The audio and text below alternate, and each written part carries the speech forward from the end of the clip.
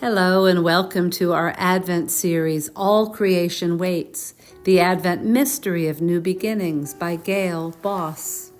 Today, Advent 23, we'll be hearing about the northern cardinal. But first, hear these words from Simone Weil, French philosopher and writer. Absolutely unmixed attention is prayer. Advent 23, Northern Cardinal. Iron gray clouds weight the pond and field.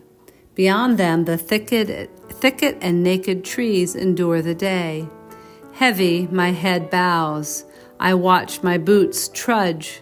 Then my head snaps up and left, my eye snagged and carried by a scarlet flame, lilting through the tall weeds till it lights, setting asway the leggy skeleton of a thistle, and rides.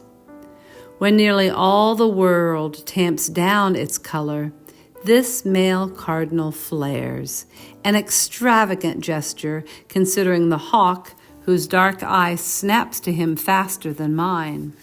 His brilliance shouts his unshakable expectation of spring. In spring he will court. The redder his plumage, the more ardently females will fly to him. So in the fall, when growing the feathers he'll wear in courting season, he fed himself almost exclusively fruits like dogwood berries, wild grapes, and multiflora rosehips, fruits that saturate him in scarlet. Extravagant, yes, but not reckless. To bring his flame through the months of cold that strip the world to the bone, he must give deep attention to his body. The flight that caught my eye and heart was no joyride. Swaying on the thistle stalk, he did not sing, not in winter. Flying, singing, these burn energy, use him up. Clothed in the color of passionate abandon, he is in truth a conserver, asking of every action, does it have a purpose? Does it repay what it costs? To fuel his life, winter leaves him only seeds.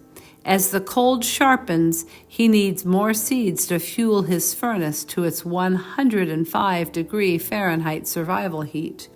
Just when other seed eaters also need more, and snow is apt to cover the uneaten seeds. So in late fall and early winter, he chooses to eat more than he needs, but exactingly. He knows he soon must wear a reserve of fat or he'll freeze. Too little fat and he will fall, but too much fat and he will also fall. Fat slows him. Fat slurs his dart and weave, and the hawk, watching the open fields of weed and grain, watching the backyard feeders, dives quick and clean. So each day the cardinal weighs his reserve. He senses precisely how much fat is spread beneath his thin skin.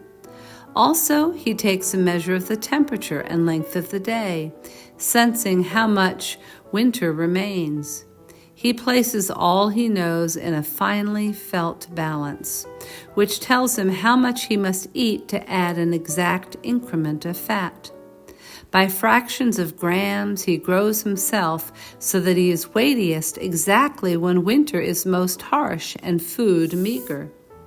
He aims for a scalpel's edge, just heavy enough each week of intensifying cold to fuel his purposes, just light enough to whisk away should talons fall from the sky.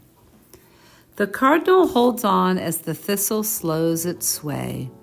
Maybe he's weighing self, noticing how far the stalk dipped when he landed, how fast it bounds back.